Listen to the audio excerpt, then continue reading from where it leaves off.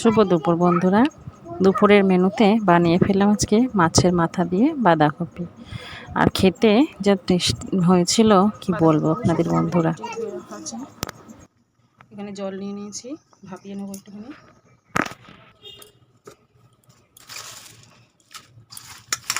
অল্পই নিয়েছি বাঁধাকপি কেটে, বেশি নিই, কারণ বেশি শুধু আমি আর কর্তামশাই খাবো।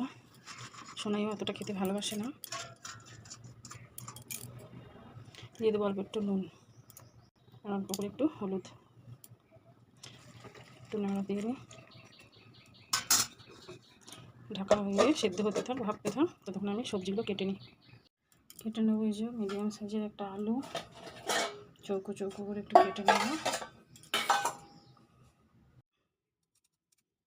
আলুটাকে ছেলে নিয়ে একটু চৌকো চৌকো মতন করে কেটে নেব। বেশি বড়ও করব না, বেশি ছোটও করব না, কারণ হচ্ছে গিয়ে বাঁধাকপিটা তো অলরেডি আগে ভাপিয়ে নিচ্ছি, বাঁধাকপিটা একটু সেদ্ধ হয়েই থাকবে। আর আলুটাও কেটে যখন ভাজা করব তখন অনেকটাই সেদ্ধ হয়ে যাবে, সাথে যখন বাঁধাকপির সঙ্গে নাড়াচাড়া দেব ভালোই সেদ্ধ হয়ে যাবে। সেই জন্য মোটামুটি মিডিয়াম সাইজে একটু আলুটা কেটে নেব।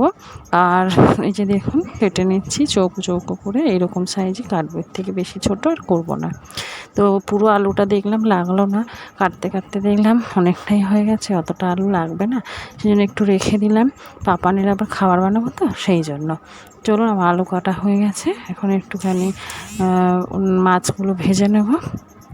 আলুটা ধুয়ে আর রেখে দিই ভালো করে। বাঁধাকপি দেওয়ার জন্য একটা মিডিয়াম সাইজের টমেটো নিলাম, আর ছোট ছোট দুটো টমেটো ছিল গাছের, এই টমেটো দুটো ওই দুটো কেটে দিয়ে দিলাম বাঁধাকপির মধ্যে। বলো। আচ্ছা সবুজ চলো। ওদিকে আমার বাঁধাকপি ভাপাটাও হয়ে গেছে, ওটাকে নামিয়ে নেব। এই যে দেখুন ঢাকা খুলে দেখাচ্ছি কীরকম হয়েছে।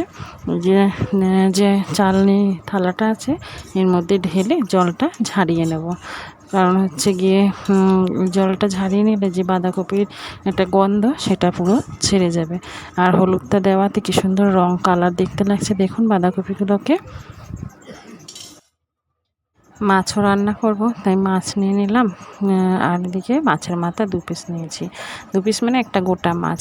আরও একটা গোটা মাছের মাথা আছে, কিন্তু ওটা নিলাম না, তাহলে যেটুখানি বাঁধাকপি নিচ্ছি তার জন্য অনেকটা বেশি হয়ে যাবে, সেই জন্য মাখিয়ে নিই। হলুদ নুন দিয়ে ভালো করে মাখিয়ে আগে মাছগুলো ভেজে নিই, পরে মাথাগুলো ভেজে নেব, সেই তেলে বাঁধাকপিটা করে নেব একবারে।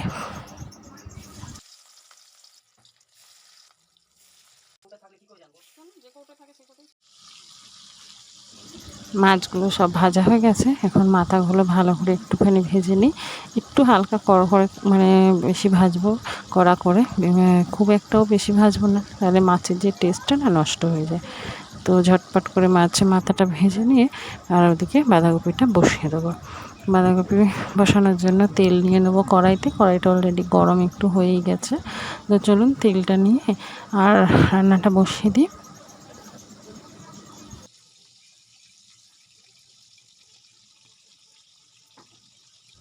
কড়াইতে তেলটা গরম হয়ে গেছে, দিয়ে দেবো ফোড়ন একটু জিরে আর একটু দারচিনি এলাচ আর কয়েকটা তেজপাতা।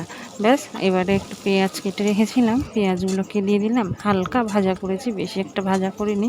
তার মধ্যে দিয়ে দিলাম আলুটা, মানে আলুটা ভাজতে ভাজতেই পেঁয়াজটা আর একটু ভালো করে ভাজা হয়ে যাবে।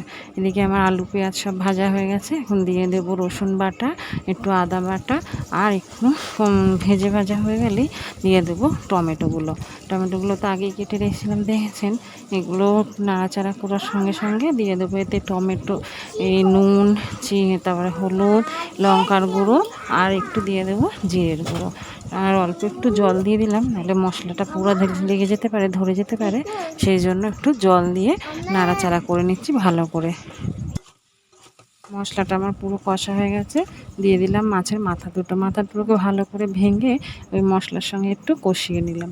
এখন বাঁধাকপিটা দিয়ে একটু ঢাকা চাপা দিয়ে নাড়াচাড়া দিয়ে, বাঁধাকপিটা তো অলরেডি আগে ভাপিয়েছি, সেদ্ধ মতো হয়ে গেছে, আর আলুগুলো এই যে ভাজা করলাম তাতে বেশ ভালোই সেদ্ধ হয়ে গেছে। এখন ঢাকা দিয়ে দিয়ে বাঁধাকপিটা করবো যে, তাহলে আরও ভালোভাবে পুরো সেদ্ধ হয়ে যাবে। এই যে দেখুন আমার বাঁধাকপি প্রায় হয়ে এসেছে, একটু মাখা মাখা হয়ে গেলেই হালকা করে তখন নামিয়ে দেব। তো চলুন আর একটু রান্নাটা হোক, তারপরে দেখাচ্ছি আপনাদের কেমন হলো বাঁধাকপিটা। বাঁধাকপিটা প্রায় হয়ে গেছে, দিয়ে দিচ্ছি একটুখানি স্বাদ অনুযায়ী চিনি।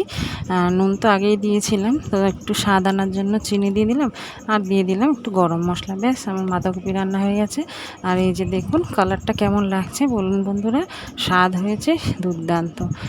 পরে খেয়ে আমি দেখেছি, এটা তো আপনাদের সাথে শেয়ার করছি, কিন্তু আমি ভাতের সাথে খেয়ে এবং আমার কর্তামশাইও খুবই সুন্দর হয়েছে খেতে। আপনারা যদি এইভাবে বানান আপনাদেরও কিন্তু ভীষণ ভালো লাগবে বাঁধাকপি। তাহলে ভালো লাগলে অবশ্যই একটা সাবস্ক্রাইব করে দেবেন, আর ফেসবুক পেজে দেখে থাকতে একটা ফলো করে দেবেন। তাহলে বন্ধুরা টাটা, কেমন হয়েছে কমেন্ট করে অবশ্যই জানাতে ভুলবেন না কিন্তু বন্ধুরা।